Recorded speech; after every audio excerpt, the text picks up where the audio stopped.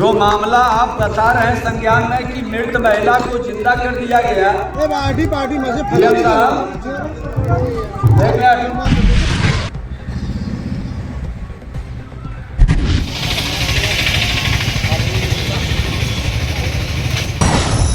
भागलपुर से इस वक्त की बेहद गंभीर और चौंकाने वाला मामला सामने आया है, जो न सिर्फ पुलिस की कार्यप्रणाली पर सवाल खड़े करता है बल्कि पूरे सिस्टम की पारदर्शिता और जवाबदेही पर भी सीधा प्रहार करता है। हम बात कर रहे हैं भागलपुर के बहुचर्चित फर्जी शपथ पत्र और अवैध भूमि नामांतरण मामले की, जिसमें एक मृत महिला को कागजों में जीवित दिखाकर जमीन का दाखिल खारिज करा लिया गया। ये मामला जगदीशपुर थाना कांड संख्या 3/26 से जुड़ा है, जिसमें प्रशासनिक आदेश के बावजूद अब तक कोई ठोस कार्यवाही नहीं हो सकी है।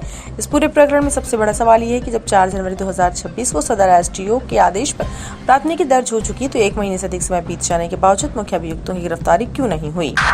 ये बात केवल पुलिस की सुस्ती या फिर इसके पीछे कोई और बड़ा खेल चल रहा है? इसी सवाल को लेकर मामले के सूचक सैयद एनामुद्दीन ने पुलिस महानिरीक्षक पूर्वी प्रक्षेत्र भागलपुर को लिखित आवेदन देकर निष्पक्ष जांच विशेष जांच टीम यानी एसआईटी के गठन और शीघ्र गिरफ्तारी की मांग की। सूचक का साफ आरोप है कि इस पूरे फर्जीवाड़े का मास्टरमाइंड मोहम्मद इस्लाम है, जिसने सुनियोजित तरीके से मृत महिला को जीवित दिखाया, फर्जी शपथ पत्र तैयार कराया और फिर उसी आधार पर जमीन का नामांतरण करा लिया। सवाल यह है कि क्या इतनी बड़ी गड़बड़ी बिना किसी मिलीभगत के संभव है, और अगर नहीं तो फिर इस खेल में और कौन कौन शामिल है? सूचक का यह भी आरोप है कि 21 जनवरी को पुलिस अभियुक्त के घर तक पहुंची थी, लेकिन बिना किसी मेडिकल जांच या चिकित्सक के सत्यापन के बिना ही बीमारी का हवाला मानकर अभियुक्त को गिरफ्तार किए बिना लौट आई। अब सवाल उठता है कि क्या बीमारी का बहाना जांच से ज्यादा महत्वपूर्ण हो गया? क्या कानून सिर्फ कागजों तक सीमित रह गया?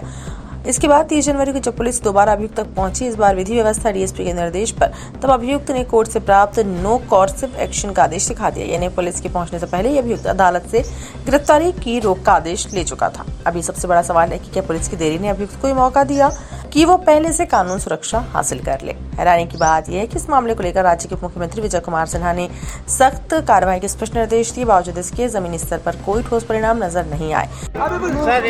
डीएम साहब और हमारे प्रधान सचिव, जो मामला आप बता रहे हैं संज्ञान में कि मृत महिला को जिंदा कर दिया गया, पार्टी में से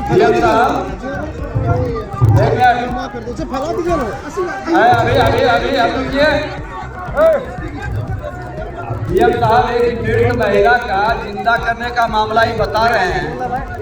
हम लोग उसको संज्ञान में कौन सा मृत महिला जगदीशपुर अंचल का है? जी हाँ, जगदीशपुर अंचल का है। हम लोग दिखवा लेंगे सर। उसमें जो है FIR करने का आदेश भी सीओ के तरफ से मुजाहिदपुर थाने को हुआ था, लेकिन FIR सीओ अगर जो आदेश देगा तो FIR होगा और कार्रवाई भी होगी। महिला मृत हो चुकी है, उसको जगदीशपुर सीओ के द्वारा, जो पूर्व सीओ थे उनके द्वारा जीवित तो दर्शा दिया गया और ये मीडिया में सुर्खियों में रही है। हमने जिलाधिकारी को और प्रधान सचिव को ये मामला को दिया है कि गहनता के साथ आप उसकी समीक्षा कर उस पर कार्रवाई होगी। कोई भी पदाधिकारी यहाँ से चले गए हों या सेवानिवृत्त हो गए हों, वो जिम्मेवारी से नहीं बच सकते।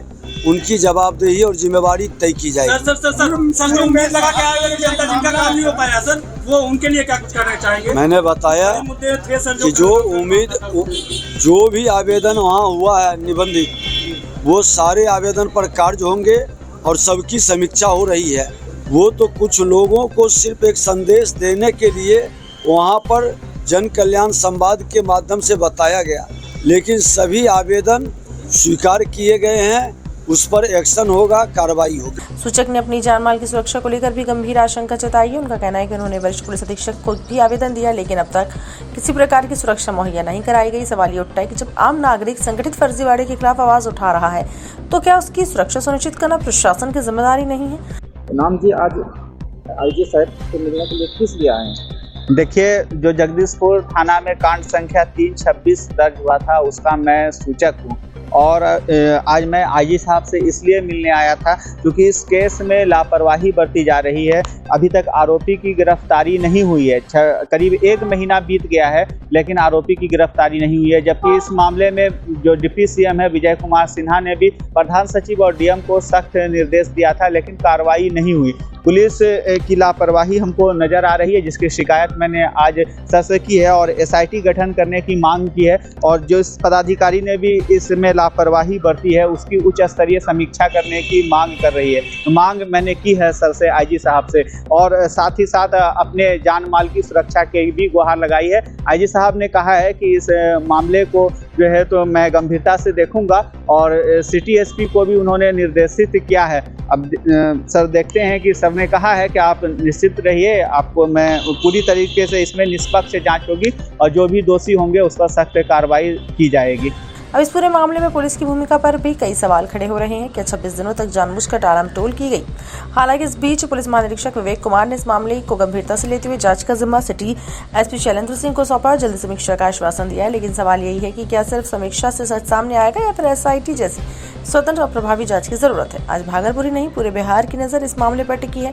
ये मामला सिर्फ एक जमीन विवाद नहीं है, सिस्टम की परीक्षा है। अगर इस केस में दोषियों को सजा मिलती है तो एक मजबूत संदेश जाएगा, लेकिन अगर ये मामला भी फाइलों में दब गया तो जनता के भरोसे पर एक और गहरी चोट होगी। अब देखना ये होगा कि क्या पुलिस महानिरीक्षक के स्तर पर कोई ठोस निर्णायक कदम उठाया जाएगा, क्या एसआईटी का गठन होगा और दोषियों को कानून के शिकंजे में लाया जाएगा, या फिर ये मामला भी सवालों और संदेहों के बीच ही दम तोड़ देगा। अपनी राय में कमेंट सेक्शन में बताएं। ऐसी ही तमाम ताज़ा निष्पक्ष भरोसेमंद खबरों के लिए भागलपुर न्यूज नेटवर्क को सब्सक्राइब करें।